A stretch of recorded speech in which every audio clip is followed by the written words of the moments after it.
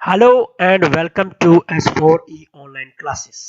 Dear students, आज इस topic में हम लोग क्या करेंगे, क्लास 12th का जो हमारा फिजिक्स का जो सेकंड चैप्टर है जिसका नाम है आपका करंट इलेक्ट्रिसिटी, वो हम इस चैप्टर में आज स्टार्ट करेंगे। दोस्तों, अगर आप लोगों ने अभी तक हमारे चैनल को सब्सक्राइब नहीं किया है तो अभी जाइए और यूट्यूब पे S4E क्लासेस टाइप कीजिए और हमारे चैनल को सब्सक्राइब करने के बाद बेल आइकन प्रेस कीजिए ताकि आपको समय समय पर हमारी अपडेट्स जो है वो मिलती रहे। तो चलिए फ्रेंड्स, स्टार्ट करते हैं हमारा आज का लेक्चर जिसका नाम होगा, हमारा चैप्टर का नाम करंट इलेक्ट्रिसिटी।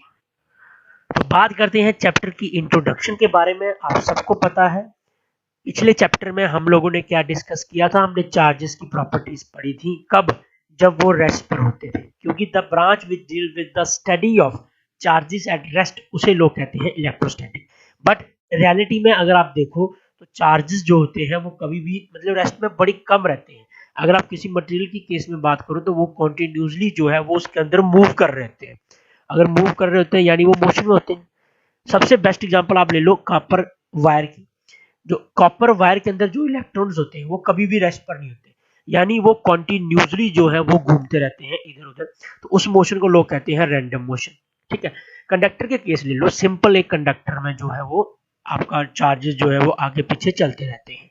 तो इसीलिए यहाँ एक इंपॉर्टेंस बन जाती है कि आप लोग क्या करो, एनालाइज करो यानी पढ़ो बिहेवियर चार्जेस का जब वो मोशन में होते हैं। तो यही जो मोशन, चार्जेस का जो मोशन होता है इसे लोग कहते हैं इलेक्ट्रिक करंट।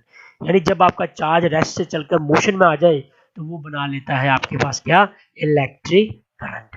यही हमारा चैप्टर है जिसे हम लोगों ने आज डिस्कस करना है। चलिए शुरू करते हैं आगे। तो करंट इलेक्ट्रिसिटी, जैसा कि मैंने अभी बताया, बेसिकली क्या है, study of flow of electric charge है।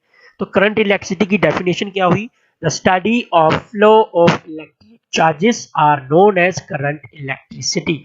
जब भी आपके चार्जेस जो है वो चलना स्टार्ट कर देंगे तो आपके पास करंट जो है वो इलेक्ट्रिसिटी बनना स्टार्ट हो जाएगी।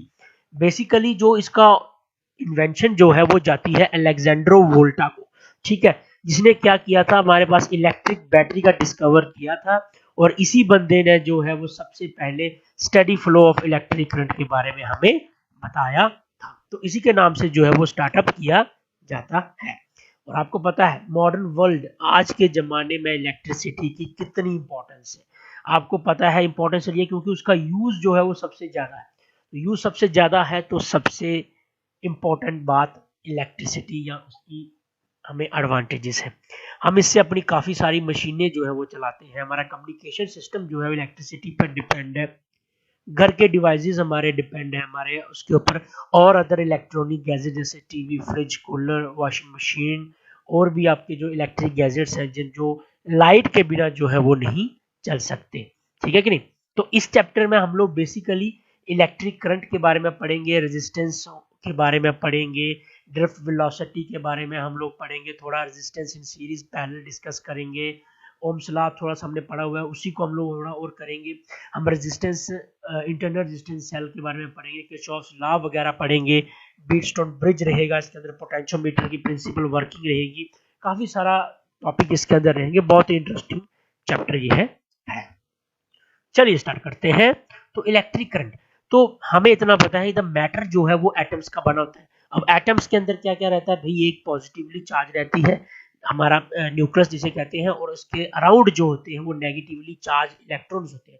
जैसे ये न्यूक्लियस हो गया हमारा, ये कुछ इस तरह से, तो ये इलेक्ट्रॉन वगैरह घूम रहे हैं, ये देखिए इलेक्ट्रॉन घूम रहे हैं, इसके अराउंड घूमते रहते हैं ताकि जो हमारा न्यूक्लियस है वो न्यूट्रल रहे। ठीक है।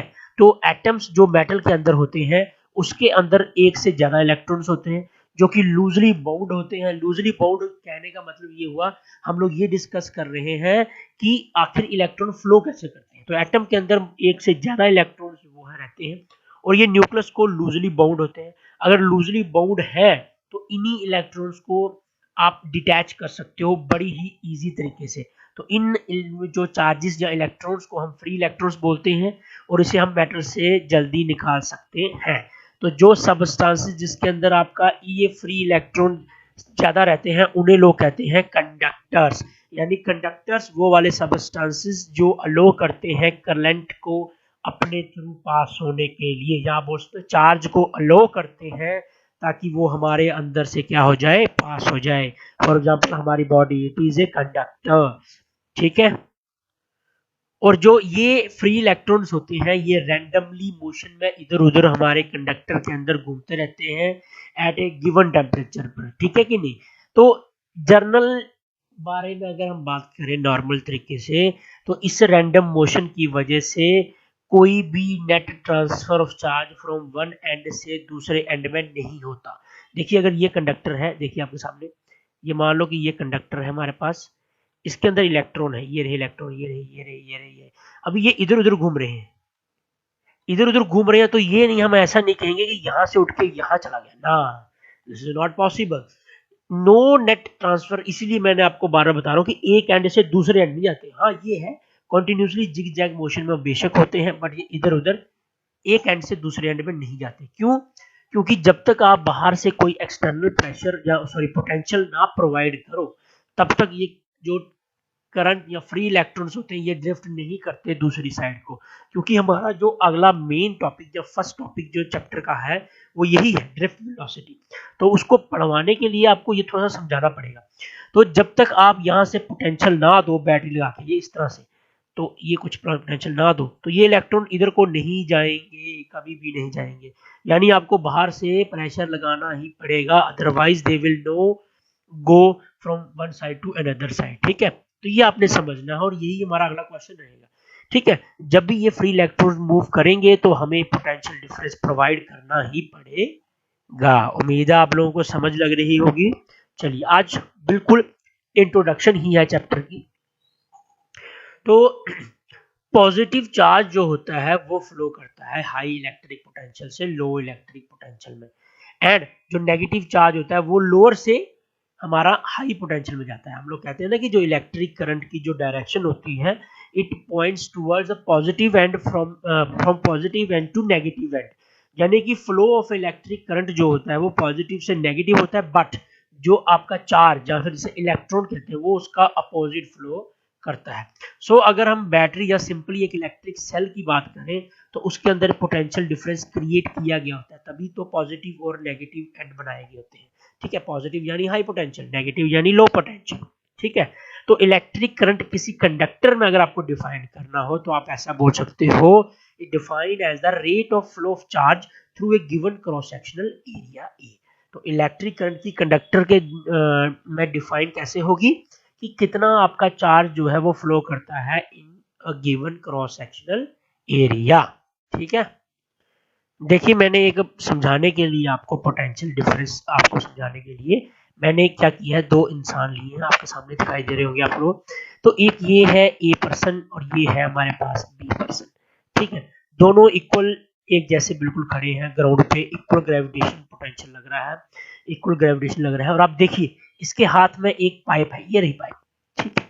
आप देख पा रहे होंगे इनको, यहां से यहां तक बिल्कुल इक्वल पोटेंशियल है, बिल्कुल बराबर बराबर दोनों बंदे हैं। तो पानी जो है इस पाइप में डाला गया है वो कहीं भी फ्लो नहीं कर रहा। यानी क्यों नहीं कर रहा? क्योंकि इसका और इसका पोटेंशियल जो है वो बराबर है। लेकिन अगर हम इसी दूसरे तरीके में बात करें बी केस में, बी केस में क्या होगा, इस बंदे ने अपने हाथ जो है वो हाई पोटेंशियल यानी मतलब ऊंची जगह पर रखा है, आप ऐसा मान लो, और इस बंदे ने रखा है लो पोटेंशियल। और आप देख रहे हो कि पानी यहाँ से ट्रेवल करते हुए ये रहा नीचे गिर रहा है। तो आपने यहाँ से क्या समझा कि water flows from high gravitational potential to low gravitational potential. इसी तरह से करंट है भाई, वो हाई पोटेंशियल से लो पोटेंशियल में ट्रेवल कर जाता है। ये समझाने के लिए आपको एग्जांपल जो है मैंने दी हुई है, ठीक है। एक एग्जांपल मैंने और लिखी, देखिए सामने आपके क्या है, एक कॉपर वायर है। कॉपर वायर को देख पा रहे हैं आप लोग, ठीक है।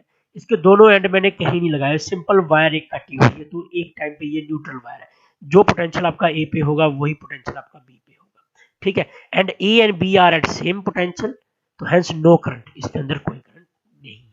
अब देखिए सेकंड केस में क्या किया, ए को मैंने अटैच कर दिया पॉजिटिव टर्मिनल के साथ और बी को नेगेटिव टर्मिनल के साथ। आपने देख लिया यहाँ से क्या हुआ, आपका करंट जो है फ्लो करना स्टार्ट कर गया।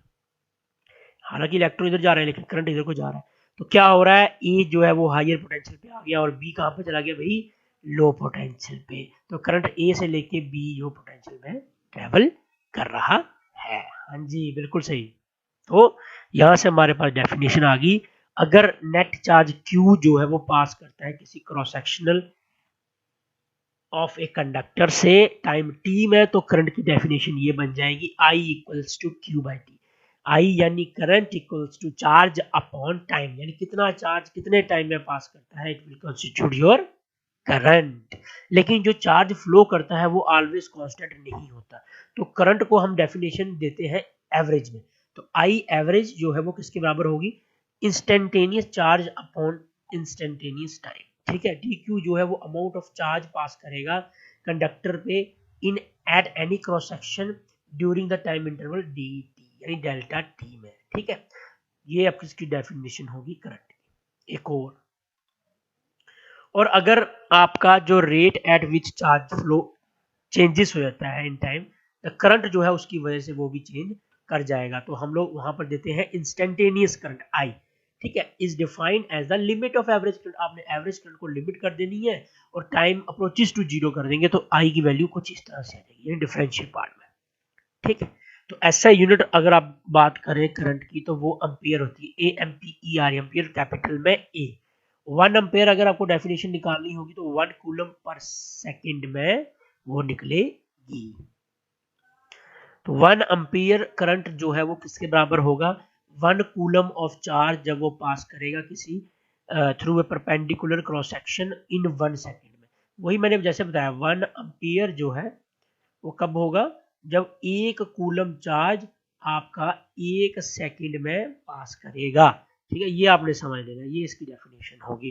तो करंट इलेक्ट्रिक करंट जो है वो एक स्केलर क्वांटिटी होती है।